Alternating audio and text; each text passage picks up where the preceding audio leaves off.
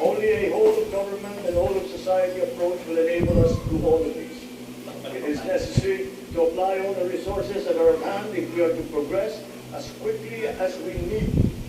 Collaboration is the key between and among government officers, and between government and the private sector, between industries and the academic, between government and international partners, and most importantly, collaboration between and among our populace.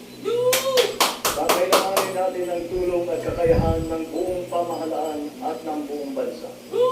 And so, we shall do the same for the next 5 years. We seek not only to become more effective, but more, to become truly transformative.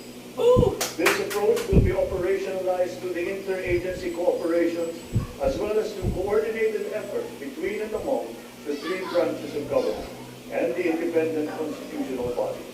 We have organized private sector advisory councils and national local mechanisms to establish the needed linkages. Once again, on this same principle, I urge the government to enact a new government procurement law and a new government auditing code.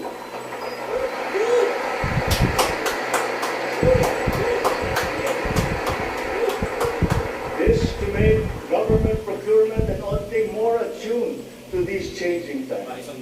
We will give effect to the mandate of the Constitution and the local government code as clarified by the Supreme Court very soon.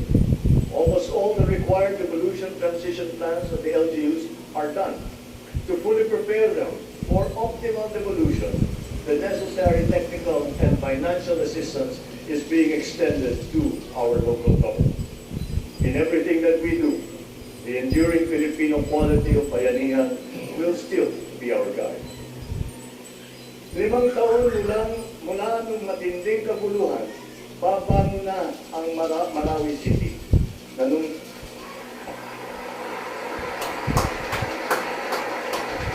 nanunumbalik na ang sigla sa pamayanan, maraming proyekto ang nakumpleto at mga infrastruktural na itatayo. Kasalukuyan na tayo ng proseso ng tulong pinansyal para sa mga biktima ng Marawi City upang sila ay makapagsimulang muli. Naway mamayani ang pag-asa. Naway magpatuloy ang pagkakaisa, pagmamatyag at paghahangad ng kapayapaan at kaunlaran. We are proud of the progress that the farm has taken. It will be self-governing. It will be self-governing, it will be progressive, and it will be effective.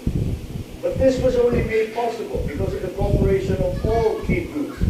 We talked to the local governments, the royal families, the MNLF, the IMLF, the MILF. We're all consulted and represented in this transition phase.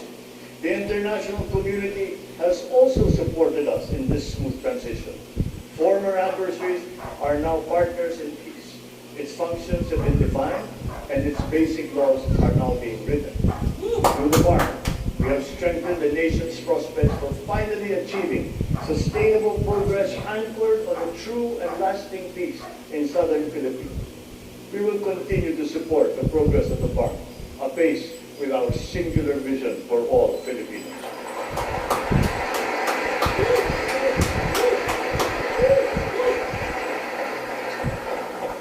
A strong and stable rule of law will strengthen the foundation of our transformation. Our police and armed forces are being strengthened and modernized to be more effective in maintaining peace and order and in defending our sovereignty. We fully support the judiciary's efforts to improve the justice system and to protect constitutional rights. The campaign against illegal drugs continues, but it has taken on a new face.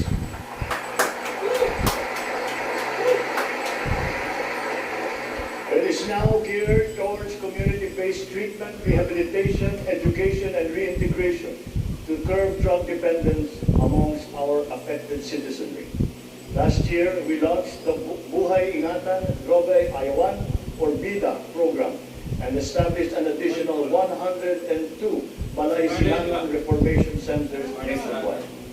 We will relentlessly continue our fight against drug syndicates, shutting down their illegal activities,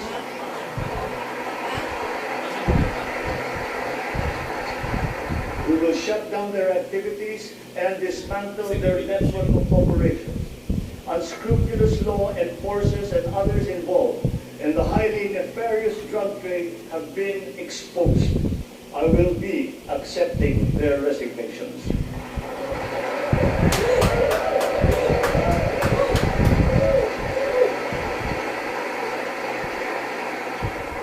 In their stead, we will install individuals with unquestionable integrity who will be effective and trustworthy in handling the task of eliminating this dreaded and corrosive social curse. We cannot tolerate corruption or incompetence in government.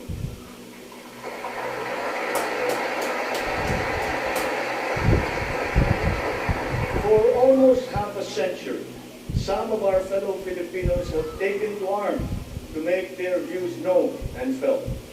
We are now at the point in our history when their armed struggle has evolved. We have now progressed together towards peace and development. We have incorporated capacity building and social protection into our reintegration programs to guarantee full decommissioning of former combatants. Through community development and livelihood programs, the barangay development and enhanced comprehensive local integration programs have been effective in addressing the root cause of conflict in the countryside. To complete this reintegration process, I will issue a proclamation granting amnesty to rebel returnees, and I ask Congress to support me in this endeavor.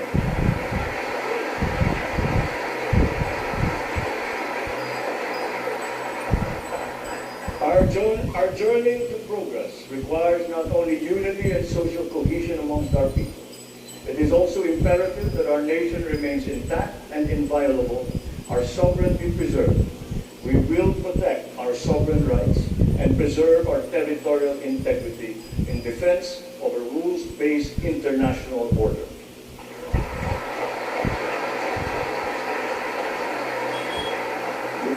With our national interest paramount, we will always pursue constant dialogue and diplomatic approaches to the resolution of any issues that may arise. So the initial results of our efforts inspire confidence. Let us continue to be relentless in our aspiration of peace and progress. This has not been the work of a single person, neither a single branch of government nor even the whole government acting alone. This is the collective synergy achieved by all Filipinos working together. It took a whole-of-nation effort to achieve this immediate recovery from our pandemic slump. Unity was what made us rise once more. Nagsisimula pa lamang tayo. Ang pagbangon ng ating bayan ay magpapatuloy pa. Hinihiling ko ang inyong tiwala at pakikiisa. Sa ganitong paraan, makakamtan natin ang ating tanging hangarin, ang maginhawa, matatag at panatag na buhay para sa lahat ng Pilipino.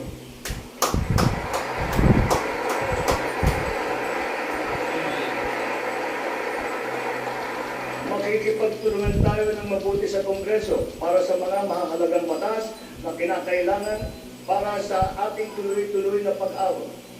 And once again, I appeal to Congress for its support for the following priority legislations. The essential tax measures under our medium-term fiscal framework, such as excise tax on single-use plastics, VAT on digital services, rationalization of mining fiscal regime, motor vehicle users charge, road users tax, the military and uniform personnel pension, amendment of the fisheries code, amendment of the anti-agriculture